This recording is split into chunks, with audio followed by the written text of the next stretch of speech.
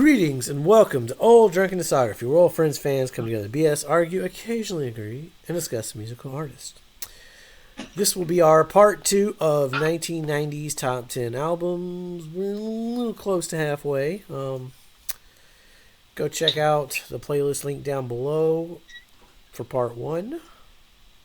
Let's just... Stay tuned for 1991 and beyond. And beyond. Colquitt, you're number 5. Let's just roll right on in. I'm so glad. Yeah, because I don't even remember at this point.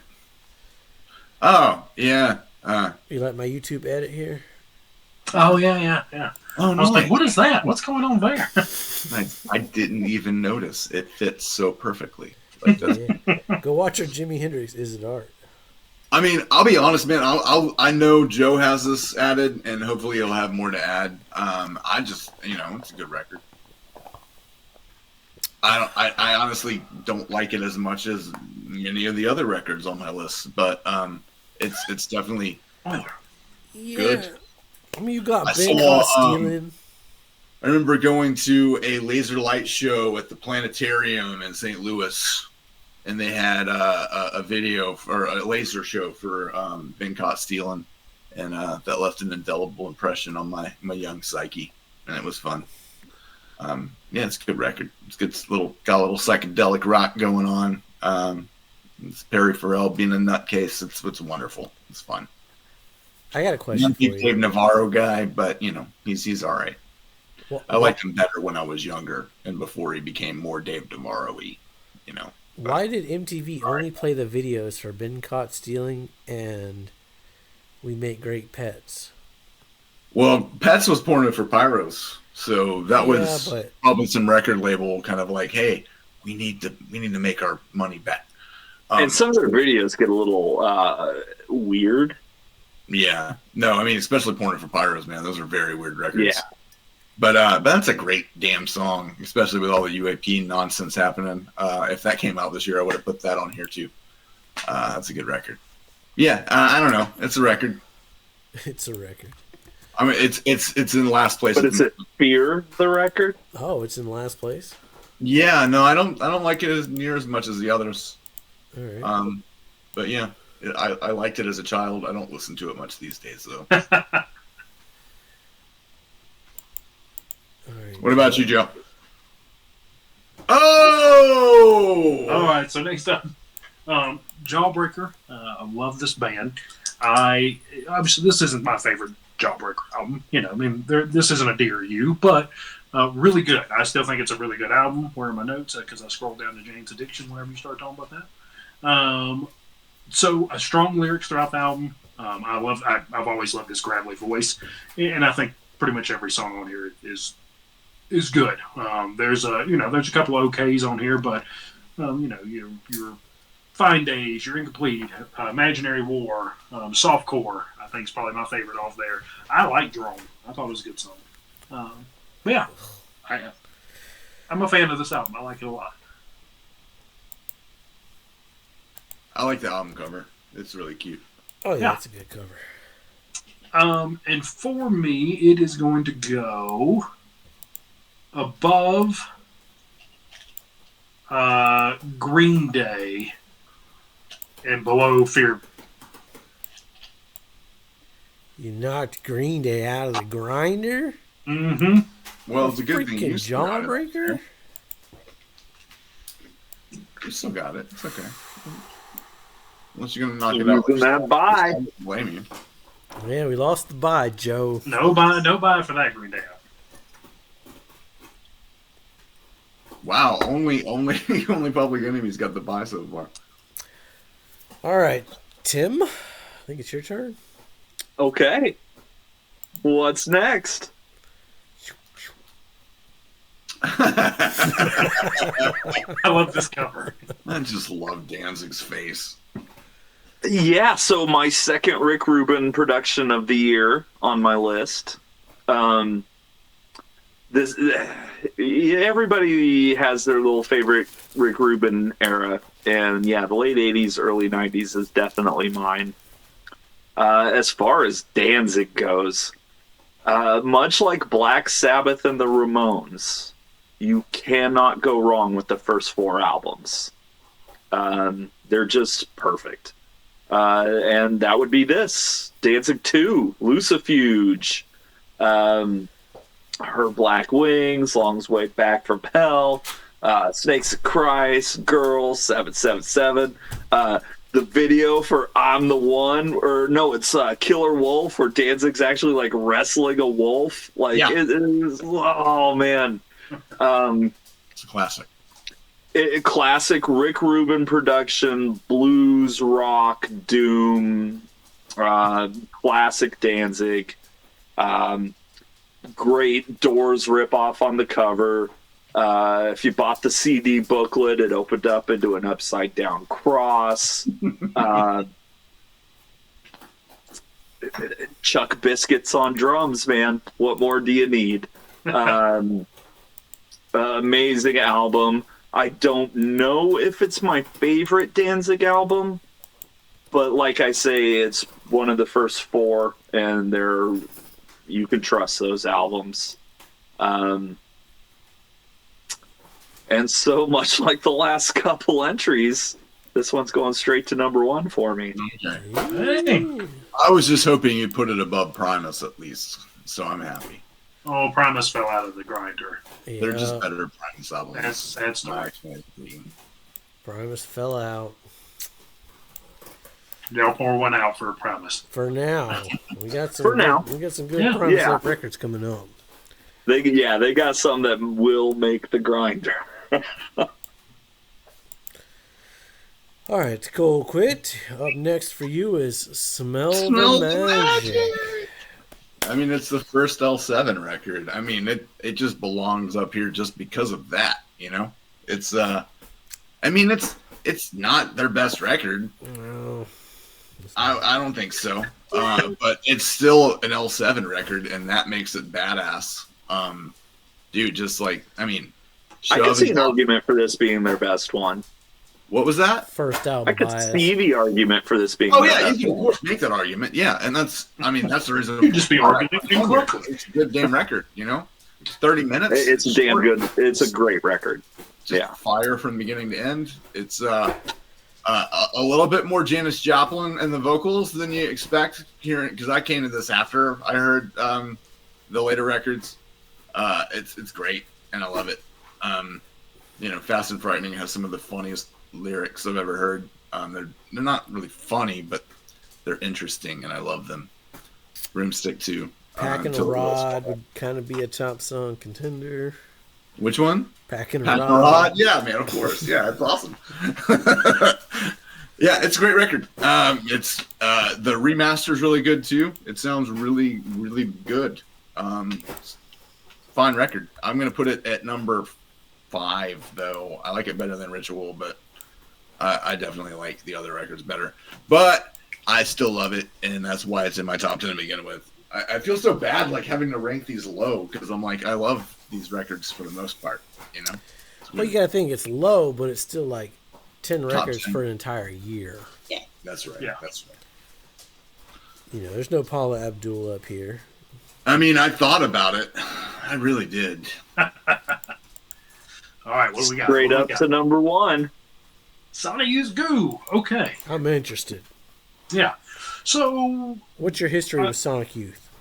this is my history with Sonic Youth. Listening for this. So whenever you said that this is like the most easily accessible, I could understand that. I mean, I guess that's where I fell into easy access with Goo. No previous Sonic Youth, for anything. I'm sure I heard them on the radio or TK played them. Surely there's somewhere I've heard Sonic Youth. I've known of Sonic Youth forever. So I'm assuming I've heard it. But listening to this album, I was like, we've joked about doing their Jason forcing Ed and I to listen to the discography before, and I guess Tim and Colquitt also. Oh, I'm okay with it. Yeah, and I was Yeah, like, they're okay I don't- with it. You and Ed were the ones that were like, eh. I didn't say. I was like, I've never heard him. It doesn't, I'm excited to listen to something new. But I really like this one. I like how they vary the songs. It seems like they placed them there on purpose, which I like. Nothing sounds the same back to back. So I don't know if I could listen to any of these songs without them going in this order. Like a greatest hit of Sonic Youth, I don't know if I would like. But I really liked how they laid out these tracks a lot. I know Jason mentioned them: Dirty Boots, Tunic, Cool Thing, Moat, My Friend. Mildred Pierce is okay. That was the one I was like, oh, this one's okay. Everything else, I was like, these are all really good. Mildred Pierce is like the I love gateway. that song. Yeah, that's like the. Well, if you can handle the rest of this goo, you might like More goo. Youth's earlier stuff. Well, the part in Mildred Pierce, I don't really like just screaming in a song a lot. So the zombie voice saying Mildred Pierce I liked, but the screaming. Did you know? Did you catch the guest vocal on "Cool Thing"? Yeah, it was Chuck D. Oh, nice. Making the list again. Yeah, he's on here twice. So Right. 4 times since you both picked that, actually. Oh yeah. So for Goo, Goo is going to go above Jawbreaker. Ooh. You're liking that Fear of a Black Planet, aren't you? Fear of Black Planet is good. Yeah, I love it. I love it. That gives us 2 buys so far. So far, 2 buys. Oh, wait, hold, please. It goes above Fear of Black Planet. I'm sorry. Ooh. Okay. Still Ooh. What a I'm twist. sorry. I knew something was weird on mine. That was a hard one. That was a hard conversation with myself I had to have. I was like, what would I listen to more? All right, so we got Goo with a bye. We've got, you threw Green Day out of the mix. And Fear we of got Black Trouble- Planet still got the buy. Yep, Fear Yeah. of Black Planet. Interesting. Social D lost theirs. Primus is out. Yep, Primus is out. All right, my number 6. Not my number 6, but the next album we'll talk about is The your 6th Dwarves. album. Tim really fits on this one too. Yeah, I had to use Tim's or our edit here on this one a couple times. Yeah. All right, The Dwarves. Yeah, I could do the back cover, but I have this one. Yeah. I'll just paste your face on there too. All right. Yeah. It's The Dwarves. It's some low down, dirty fucking punk rock. This isn't my favorite Dwarves album, but it's still one of their best. You got some classics like Let's Fuck, Backseat of My Car, SFVD, and Motherfucker. This is another hard one to rank. It's kind of tied with Jawbreaker for me. So I'm going to give it to The Dwarves. All right. I think that's the right choice. And I'm going to agree with you. Probably not their best, but an amazing album. And clearly 1990 is a great year for punk rock. Yeah. It's getting there. It's getting there.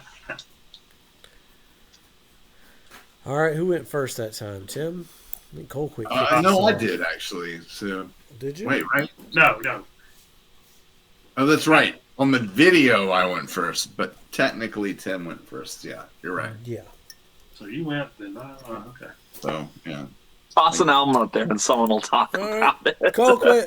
What's up with Cockatoo Twins? Cocktoe Twins. Cockatoo Twins. I love bands from Scotland. I don't know what the fuck is wrong. They're all from Scotland for some reason. Check out our Biz playlist. So this record is known for basically kind of creating dream pop as a genre as well as shoegaze. It's like a good blend of the two genres because it wasn't a genre yet. I guess shoegaze kind of was, but whatever. Anyway, it's really beautiful. Like production wise, the guitars sound so cool. The drums are always right there in the mix. And the vocals, the two vocals, there's two female vocalists who just kind of interweave with this kind of crazy Gaelic, like beautiful, like I don't know. They sound like fairies and sirens. It's insane. They've got beautiful voices. Can't understand a word they're saying. There's a long-running joke about how if you can understand what the Cocteau Twins are singing, then you've got magic ears because they're really so musical. It's hard to understand what they're saying most of the time. And also, I think some of the lyrics are kind of nonsensical, but it's awesome. That said, as good and impactful as a record it is, I think Cherry Flavored Funk is like the best song on it, and it's the first song on it, which is a bummer because it's just kind of nothing really hits that level of beauty as that opening track. But that said, I do think it's better than Ritual and better than L7. And yeah, that's a good spot for it. It's a good record. I was curious how far you were going to go with that. I was like, it's worth listening to. It's not for everybody, but it's definitely worth giving a listen to. All right, Joe. All right, give me a good one. Hey. Hey. Okay, so I know Colquitt didn't give us a lot there because both of us are doing it. Obviously, this is an album where Cult Stealing has been played to death. TK101 has been playing Cult Stealing for 30 years, and it just won't stop. I'm sure. I don't now. I don't live around that area, but it was all over MTV at the time. I thought Ben Cult Stealing was like a 99 song. That's how much it was played at the time. I was like driving my car, listening to it because they just did it all the time. But I think this is a good album. I think that there are things in it that are a lot of fun, like the Juana's Addiction is a fun way to begin it. I thought the Stop was a great beginning. No One's Leaving is really good. Called Stealing, obviously, great one. 3 Days I liked. Obvious was just okay. But good album overall. Very unique sound to his voice. I always find every time I listen to him, I'm like, I enjoy hearing you, enjoy listening to you. Yeah, where am I putting you?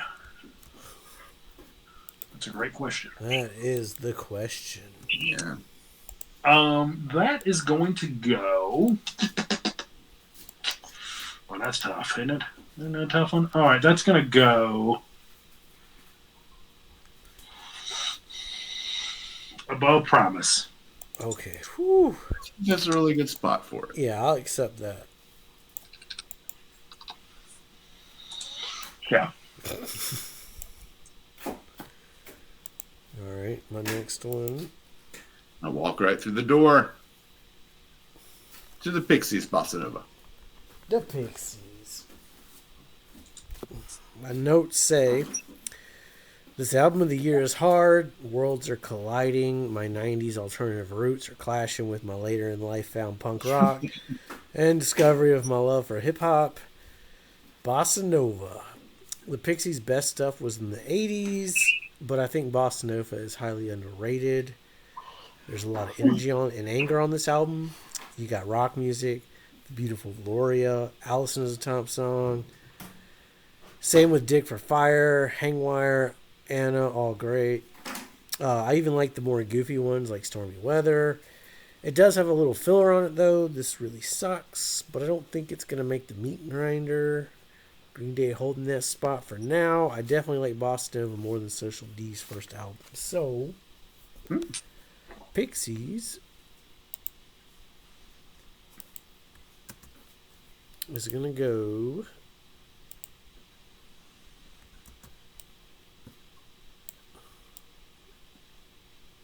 number 6. Wow. And I kind of agree with you. And it's not Surfer Rosa, Yeah. There's no Come On Pilgrim here. The Gloria is a really good song, though. But, yeah. Yeah, Valoria, Allison. It's fucking great. This is hard. It is hard. I don't like this game. Yeah. It's only going to get harder. We got to do it a lot more. Oh, there we go. I mean, yeah, my preferences are definitely coming through. I do love that crossover punk of the late 80s, early 90s. And who does it better than Suicidal Tendencies? So yeah, Lights Camera Revolution. Fun facts is this is Robert Trujillo's first album with the group. He's now in the Rock and Roll Hall of Fame. Yeah, and that band that everybody knows. In that band that everybody knows. Go watch that video. Yeah, this is just an amazing album. It starts with "You Can't Bring Me Down." It's also got "Lovely," "Send Me Your Money," "Give It Revolution." Like, it's a really good album. Is it the best Suicidal album? I'm gonna go with no. But 1990, here we go. Very few bands were doing it better than Suicidal, and again, you mentioned earlier about being influential. Suicidal has influenced multiple genres of multiple bands over multiple generations, and they continue to do it. But this album, like, specific, or I mean, with their career and with this album specific, like, again, depends on what album you kind of jumped on at, where your preferences lie, and this is a solid album. I think this is, again, not their best, but solid album. Right. If you were alive in 1990 and you were into thrash and punk and cool shit, you would have. Then you were definitely into this album, yeah. Yeah, for sure. Now, that being said, I do think the Primus album is better. All right.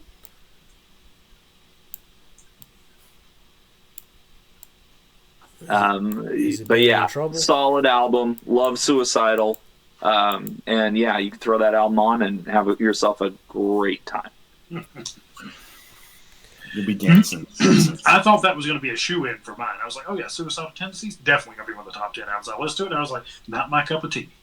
Okay. Not what we're looking for here. I thought I had a different opinion of what that was a little harder than I thought it'd be. I'm glad you said that. That's a good lead into. Let's see what Joe's cup of tea is. Oh, that was perfect. That was perfect. Yes, sir. I mean, "Friends in Low Places" is a song that you can't escape, and you will never escape because. So, let's talk about Garth Brooks. We were going through this, and I saw a list of albums that we had all looked at or pulled up, and I was like, well, what else came out in the 90s? My tastes are a little different than. And I saw Garth Brooks, No Fences, and I was like, shoe in.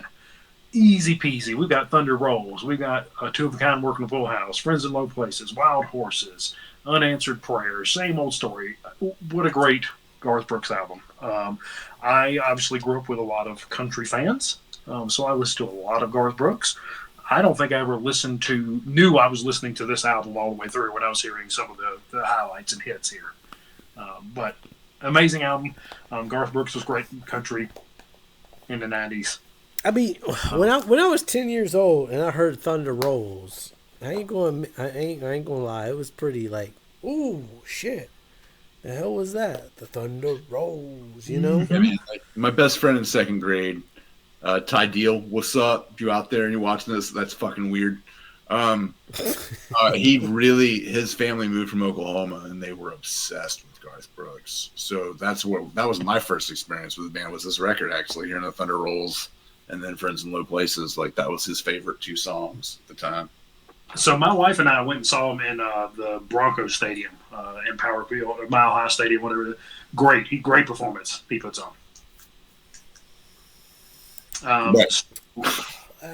Yeah. Where are the bodies, though, Garth? Where are the bodies at? Not my cup of tea. So Garth Brooks is going to rank below Social D.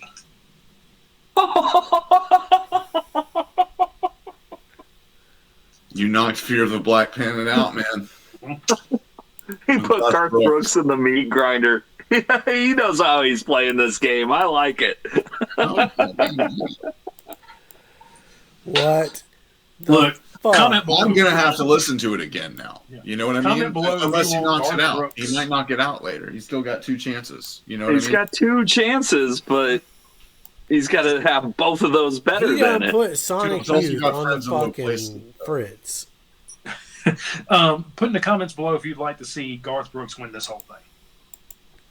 He's got a 1 in 120 chance. Dude, that's like asking like a Taylor Swift fan base to like have an opinion on something. You just caused a problem. Is what Hey, you look. just did. Yeah, that's biased, man.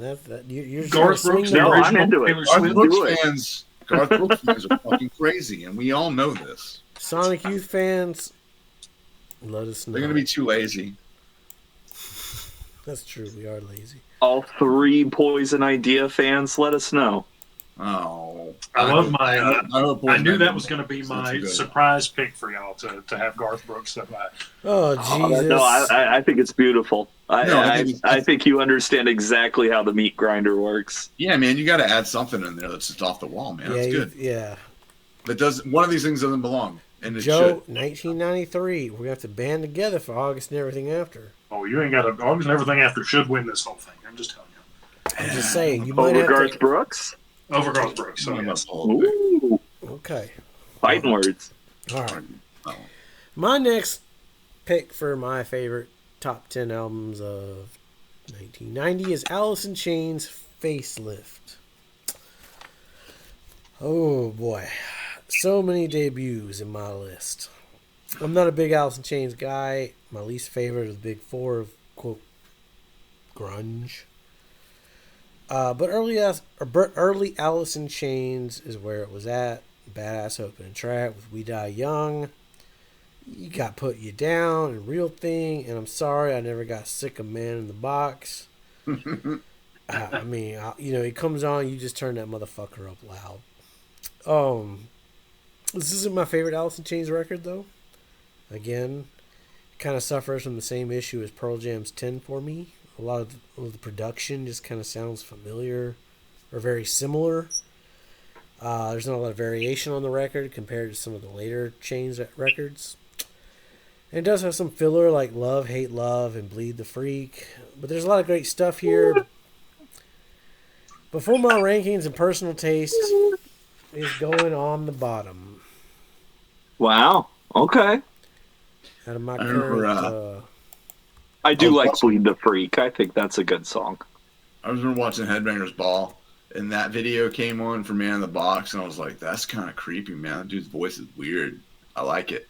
And then Seasons in the Abyss came on right after it, and I was like, no, that's not as scary. this Seasons in the Abyss is the real deal. Which we'll get to, I think, Yeah, we'll get to it. very shortly. We voting that bitch out when it comes up to August and everything after. I mean, you got to listen to it first. Yeah, we might Oh, have yeah. to bring in the 5th year. We might have to bring in a 5th vote on that one, because we might be at a standstill. on that one. The greatest album of all time versus anything else. We've already. I had an we idea already for that figured 5th out. vote, too. We can talk about later. We We got got a a spinning wheel. Yeah, we got a spinning wheel. Oh, that's right. right. Okay, perfect. We got the Perfect. tiebreaker figured out. All right, Tim, you're number 8. Oh, Anthrax. Ooh, yeah, Persistence of Time.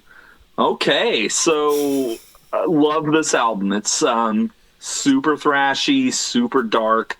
It's also the album that got him on Married with Children. I'm sorry, what?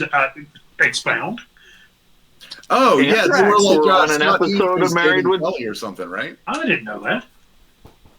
Not on the show, not in real life. I don't know what's happening. Sorry, Tim. You go ahead. I'm an asshole. That's all right. I just didn't hear what you said because I thought Scott Ian was dating Kelly Kapowski or not Kelly Kapowski, Kelly Bundy, yeah, or something like that. No, that was going to be in the script where he comes out of, like, he walks out from upstairs with her or whatever, but it got cut. But yeah, no, the band were on Married with Children. They were big fans, and they were fans of Anthrax. This is the last of the classic lineup, the last album of the classic lineup. And I don't know. I think that it's universally kind of skipped over as far as Anthrax songs go. But personally, I think it's one of their best. You've got the hits. You got like the hits were "In My World," "Keep It in the Family," "Got the Time," which is a Joe Jackson cover. And this is right before they worked with Public Enemy on "Bring the Noise." Yeah, every song on this album, it's super fast, it's super dark, makes you think. Great songwriting, great production. One of my favorite thrash albums, honestly. It's an amazing album. And we haven't gotten to Anthrax, so I won't spoil like if it's my favorite or not. But it's up there. And for 1990, it's shooting all the way up to number 2. Ooh. Dang.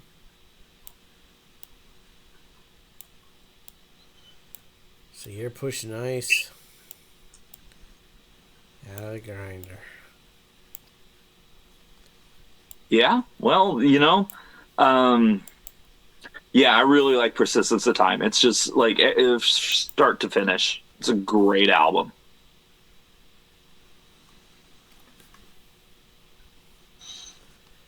All right, Cole, quit. Number 1 with the bullet. That's all I'm going to say. Because I know Tim's going to have a lot more to say about it. I just know that this record kicks ass from start to finish. Like, I was revisiting all of these records today just to make sure my opinions were clear. And this song got me up on my feet, two-stepping and shit in my fucking living room with my dog. And I felt great. Two-stepping. It was so good. Oh, yeah, man. Dude, them Dave Lombardo beats, you can two-step to them motherfuckers, man. They're good. But yeah, man, it's so good. War Ensemble, Spirit in Black, Dead Skin Mask, kind of like, I want to hate it, but I love it. Like, it's just, yeah, God, Born of Fire. And Season of the Abyss, one of the greatest metal songs ever written, in my opinion. It is just so good. And look at that album artwork. It's so spooky. It's got a red border, so it's blood. It's awesome. I just love Slayer. They're so good. They kind of lose the plot at some point, but this is their height of passion and power. It's awesome. Hollow Point, what's up? So good. Seeing them live. Fortunes of Society. Yeah, man. Seeing them live was the best ever. It was so good. They're just awesome. Oh yeah, number 2. Yeah, Sorry Tribe. Tribe gonna get knocked off, unfortunately. But I'm more of a metal guy than a hip hop guy. I'm sorry. And more metal than hardcore, it seems. Well, my particular brand of hardcore is a little metal tinged anyway, so it kind of goes right in back. And you can argue Slayer is pretty hardcore. I don't think Fugazi's very hardcore, though, either. I think their Minor Threat was hardcore. Fugazi's a completely different animal. This is interesting. Interesting turn of events here. All right. Who went first last time? Well, I went last, so I guess the last never matters. Joe went first last time, right? All right. Well, okay, I'll go first. I don't give a fuck. Yeah, let's just go. Let's get it over with. Mudhoney, Super Fuzz, Big Muff. Yeah. Yeah, Big now Muff. we're talking. The early singles. This is 1990. This is a year before. Nevermind. This is a fucking classic. Screw you guys. Yeah, that's all you need to say, my friend, because you are not wrong. I love the guitar pedal it's named after, for sure. Mudhoney. I used to have a Big Muff. It was my favorite. They're making the fucking grinder. Super Fuzz is one of the pinnacles of Mudhoney and 90s in general. You got fucking Touch Me, I'm Sick, Hate the Police, Sweet Young Thing, Ain't Sweet No More. No One Has You Got It, In and Out, a Sonic Youth cover of Halloween. The whole thing is fucking fire. It's almost the greatest hits for me. This one's gonna have to push Green Day out of the grinder. I think I appreciate that, actually. That belongs. Yeah, you're not wrong. It's also, if I can slide all these down. I'm sorry, Alice in Chains. Sorry, Jawbreaker and Pixies. Doors. There went Green Day. They're out. And it's going to push Public Enemy number 3. What will happen? We shall see. I want some fucking more. Let us All right, listen. Tim. Timothy. Yeah, buddy. That's my shit right there, my man. I know. We know you're a fucking. Yeah. You're really a metalhead, Colquitt. We know it. That's all right. No, yeah, I won't deny that. Not one bit. So one of the best shows I ever saw, and I was kind of off both trains at this point, but this tour rolled through, and I was like, I have to go see this. Megadeth played Rust in Peace in its entirety, and then Slayer came out and did Seasons in the Abyss in its entirety. Yeah. Arguably the greatest thrash metal album of all time. It's pretty easily, like, there's no argument, it's Megadeth's best album. It's not going to make the meat grinder, though. No. Because, and we haven't done Megadeth, so I won't get too deep into this, but their classic albums have all been tarnished by remasters. That listening to this album now, all I'm gonna say is that the original master was perfect, and the remaster has re-recorded vocals and guitar parts. What? You do really? math. You do the math. If it had never been remastered, it's possibly one of the greatest metal albums of all time. Might be number one, for sure. Yeah, as it is right now, I think I like Persistence of Time and Feel the Darkness more. But yeah, if you haven't heard Rust in Peace, number one, seek out an original copy. And if you can't find it, you'll still enjoy it. It is just a masterclass in musicianship, songwriting. It's arguably one of the best metal albums of all time. It's pushing Poison Idea, right? No, it's not, actually. No. Yeah, it's 4, right? Yeah. I do like the Poison Idea more when it comes down to it. But yeah, it's Rust in Peace. Yeah. It's a classic. Hangar 18 is the coolest solo and guitar riff ever. And that's all I'll add. It's just so good. So my favorite song was always Five Magics. That's one that has been reworked in the remaster, and it's just not as good anymore. I don't know if it's just because I'm so used to the original and it's so like ingrained in my DNA or what. But yeah, this album lost some magic, unfortunately. But it's still fantastic. Yeah. The memory is great. Yes. And I still have an original copy, so I can listen to it anytime I want. Good. All right, Colquitt. Ride. Oh, Ride. Nowhere. I learned about this record way, way after the fact. I didn't hear this anytime in 1990 or even the 90s. I think it was in the 06, 07 era when I found this record. But as far as guitar rock from across the pond goes, it's pretty damn good. I think this is the record that really made Oasis want to make records, but they weren't good enough, so they tried to be the Beatles instead. Like, it's that level of awesome, you know? It's just really good songwriting. Vapor Trail is one of the greatest songs I've ever heard in my life. It just makes like all the hairs on my arm and neck and everything stand up, and I feel things that I'm not used to feeling. It's that kind of level of good. But that said, I think Vapor Trail is probably the best song on the record too. So it's kind of hard to like rank it real high. But if you like guitar records and you like the kind of Britpop explosion of the 90s that happened, the Brit rock thing, check out this record. You will enjoy it immensely, much more than you'll enjoy any Oasis record, I can tell you that. It's really good. I'm going to put it at number 7 at the moment. Like, it's good. Is it as revolutionary as the other records I think above it? No. But it's good. It's solid damn rock.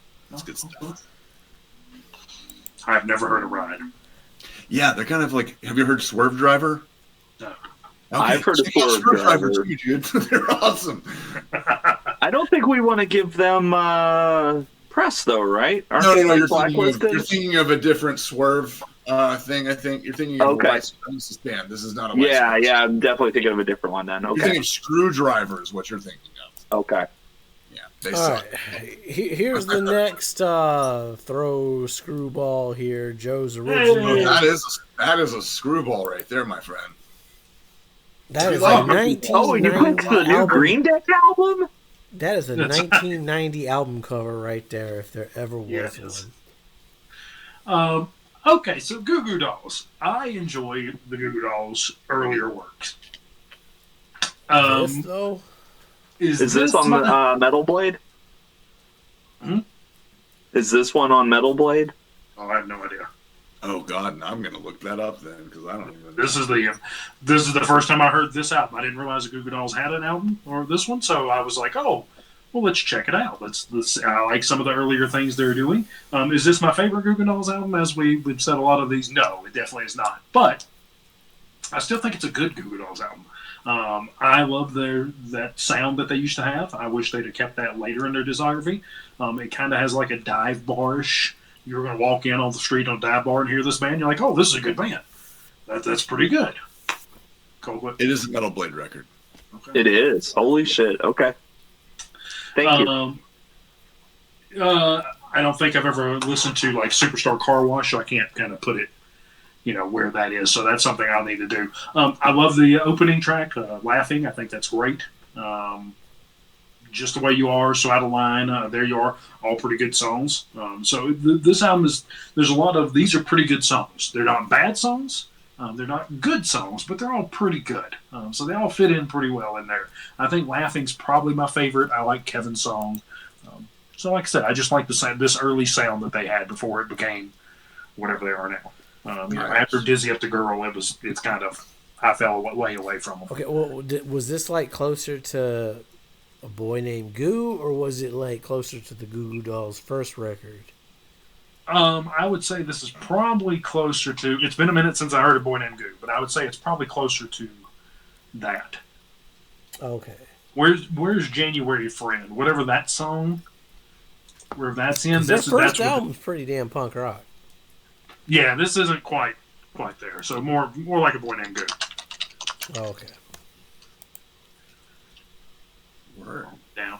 And every time when I listen to this, I think January Friend is actually on Dizzy Up the Girl, but it kept reminding me of that. So this is going to go below Primus. Okay. Whew.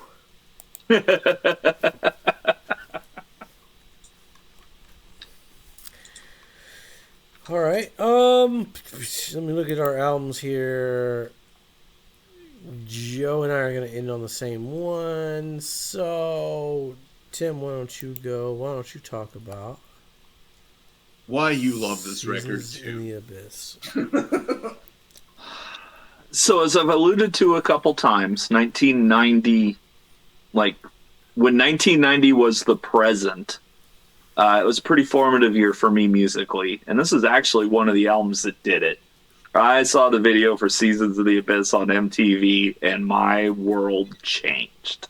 And again, I mentioned that tour earlier.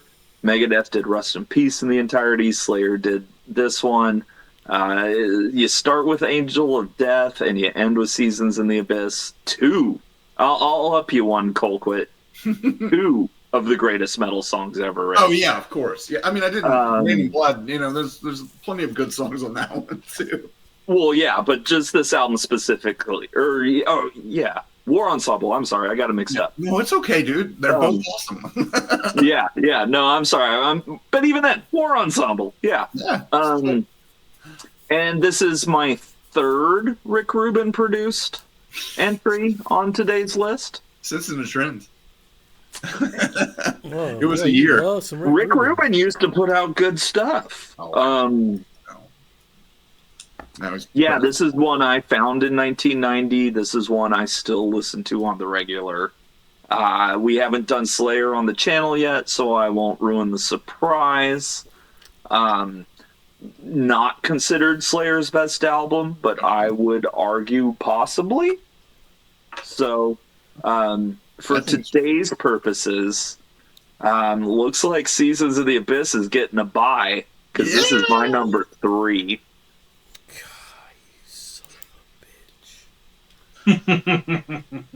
I would feel bad if it didn't. Amazing album. The production's fantastic. The playing's fantastic. The songs are fantastic. It's everything you could want in a Slayer album and more. Yeah, it's all killer, no filler. It's it really is. It really is.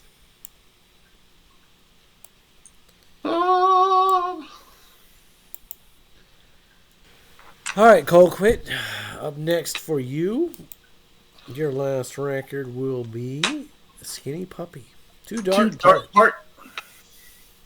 I mean, dude, I just didn't know this came out in 1990, and it's just scary, brutal, weird, just evil music, and I love it. It's all drum machine electronic. 7 Key is just a weirdo with the synthesizers.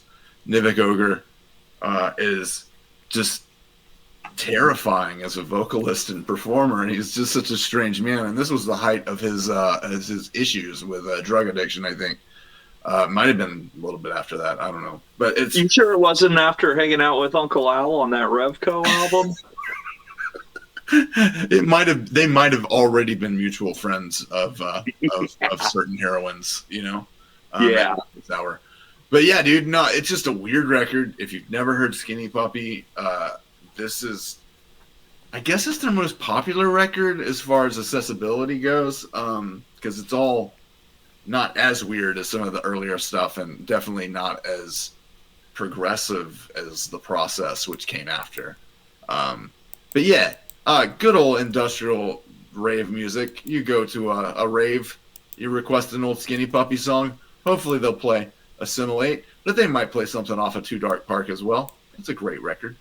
I'm gonna have to put it though at number 8. Yeah. No. Number 7. It's better than Ride, I think, but it's not better than the Twins, huh? No, dude, that Cocteau Twins, man. If you've never heard the Cocteau Twins, check them out, man. They're fun. It's an interesting sound. You should listen to it. They're great. They had that song "Hold Me Now," right? Was that their hit? That's the Thompson Twins, friend. Thompson Twins. Okay. Yeah, no, this is way more weird. This is way more weird than like 80s like pop. It's more dream pop. Is it though? Because I know I've heard a Cocteau Twins song, and that's what I'm putting it under. So. I'm just trying to place it. I think they've got more inclined, more in common with The Cure than 80s synth pop. Oh, okay. Yeah, they're guitar and drums. They're not really like a synthy band at all. They've got some accoutrement, but not really like they're not synth pop at all. I wouldn't say that. No. Okay. More church in this program maybe more in line emotionally and I don't know, with Tori Amos than that. I would say, like vocally, they're very, very virtuosity with the vocals. Their vocal lines are very instrumental. Yeah, they're fun. Check them out. Just listen to cherry flavored funk. If you don't like it, you won't like them. It's fine. It's a good record though. All right, Joe and I had the same last album. So, Joe? Yeah, Bad Religion, Against the Grain. This is a really good Bad Religion album.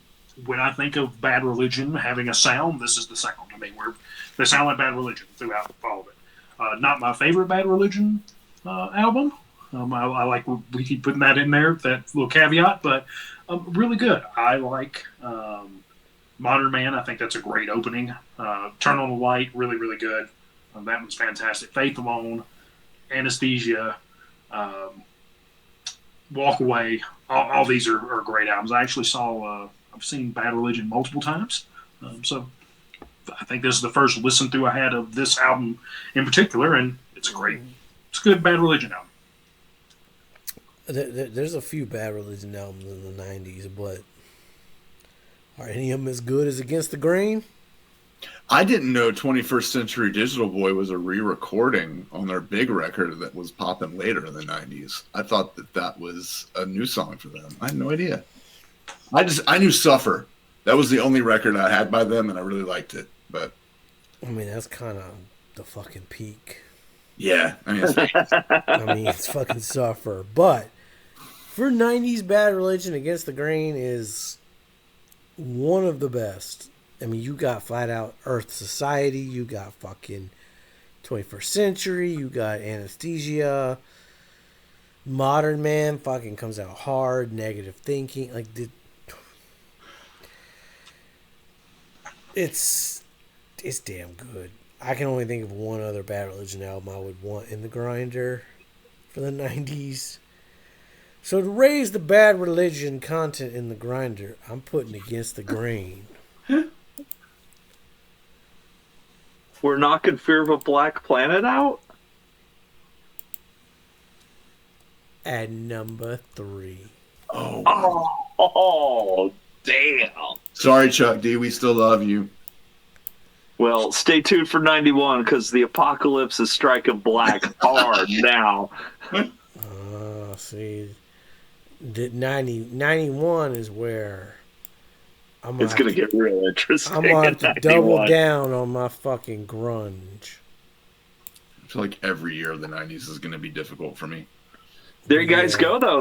That's the first round of brackets there in the meat grinder. We got to see where Joe puts it. Oh, we got one more. I'm sorry. It's the same one. We just got to see where Joe puts it. So, same spot, actually. Bad Religion Against the Grain is my number 3. Okay. We got the first. Wait. But that knocks out Sonic Youth spot. That knocks you out.